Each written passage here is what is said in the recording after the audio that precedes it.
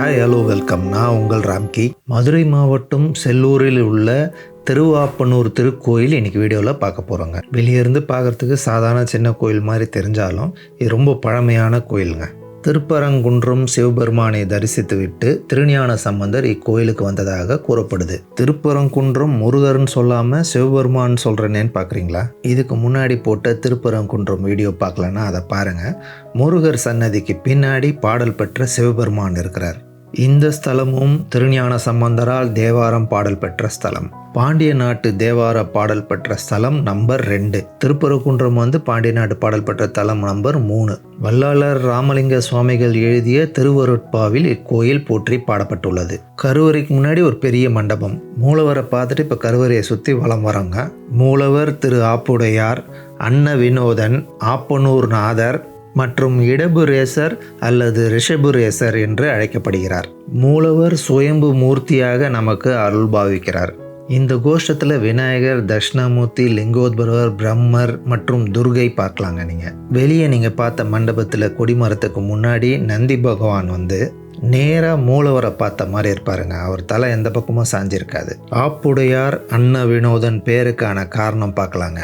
சோழாந்தகன் என்ற பாண்டிய மன்னன் சிவபெருமானோட தீவிர பக்தராக இருந்தார். ஒரு நாள் அந்த மன்னன் காட்டுக்கு வேட்டையாட செல்லும்போது களைப்பாலையும் பசியாலையும் மயங்கி கீழே விழுந்தார். கூட இருந்த அமைச்சர் மன்னரை சாப்பிடும்படி சொல்றார். மன்னர் அதுக்கு மறுப்பு தெரிவித்து சிவபெருமான தரிசனம் செஞ்ச பிற்பாடு தான் சாப்பிடுவேன்ட்டு சொல்லிட்டார். அமைச்சர் உடனே ஆப்பு மாதிரி இருக்கிற ஒரு குச்சியை பூமியில புதைச்சிட்டு அதை மன்னர்கிட்ட காட்டி இது சுயம்பு லிங்கம்னு நம்ப வச்சார். மன்னரும் அதை நம்பி குச்சிக்கு பூஜை செஞ்சுட்டு அவர் உணவு சாப்பிட்டார். பின்னர் அது சுயம்பு லிங்கம் இல்லைன்றதை தெரிஞ்சுக்கிட்டார். வேதனை அடைஞ்ச அந்த மன்னர் தான் சிவபெருமானை வேண்டியது உண்மை என்றால் அந்த ஆப்பில் இருந்து சிவபெருமான் காட்சி தர வேண்டும் என்று சிவபெருமானிடம் வேண்டினார். மன்னர் வேண்டுதலுக்கு இணங்க சிவபெருமான் காட்சி அளித்ததால் அவருக்கு திருவாப்புடையார் என்றும் இந்த இடத்திற்கு திருவாப்பனூர் என்ற பெயரும் வந்தது. பிரகாரத்தை சுத்தி நீங்க வலம் வரும்போது விநாயகர் மற்றும் பல லிங்கங்கள் இங்க வரிசையாக பார்க்கலாங்க. மதுரையில் உங்களுக்கு பிடிச்ச பாடல் பெற்ற தலம் இல்லைன்னா திவ்ய தேசம் என்னன்றதை கமெண்ட்ஸ் பண்ணுங்கள். நம்ம இது வரைக்கும் கவர் பண்ணலன்னா கண்டிப்பாக கவர் பண்ணலாங்க. சிவபெருமான் சன்னதிக்கும் அம்பாள் சன்னதிக்கும் நடுவில் இருக்கிறாரு முருகர். இந்த அமைப்பு சோமசகந்தர் அமைப்பு, அதாவது தாய் தந்தை நடுவில் இருப்பது போல் அமைப்பு. வள்ளி தேவயானையோட முருகப்பெருமான் தனி சன்னதியில் நமக்கு காட்சி தராருங்க. பக்கத்திலேயே விநாயகரும் நாகரும் மரத்துக்கு அடியில் காட்சி தராங்க. இந்த கோயிலோட தீர்த்தம் வைகை மற்றும் இடப தீர்த்தம். ஸ்தல விருட்ச மரம் கொன்றை மரம் என கூறப்படுகிறது. தாயாருக்கு தண்ணி சன்னதி இருக்குங்க. தாயார் குரவங்கால் குழலி என்றும் குருவங்கமழ் குழலம்மை என்றும் சுகுந்த குந்தாலம்பிகை என்றும் அழைக்கப்படுகிறார். தாயார் சன்னதியை சுற்றி தாங்க நம்ம இப்போ வலம் வரோம். இச்சாசக்தி, கிரியாசக்தி மற்றும் ஞான சக்தியாக தாயார் காட்சி தராங்க.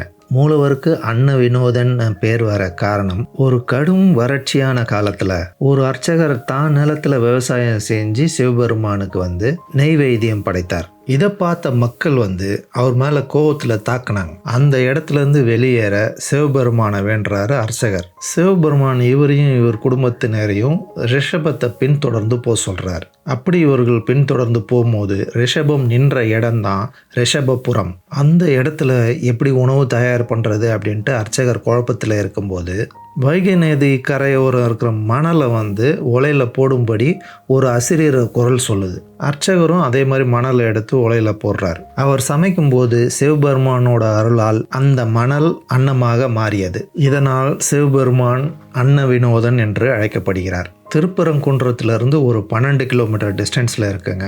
மதுரை மீனாட்சி அம்மன் கோயிலிருந்து வந்தீங்கன்னா 2 கிலோமீட்டர் டிஸ்டன்ஸ் தாங்க. பஸ் ஸ்டாப் பேரே திரு ஆப்புடையார் கோயில் தாங்க. மதுரை ரயில்வே ஸ்டேஷன்லேருந்து நீங்கள் வந்தீங்கன்னா 3 கிலோமீட்டர் டிஸ்டன்ஸில் இருக்குங்க.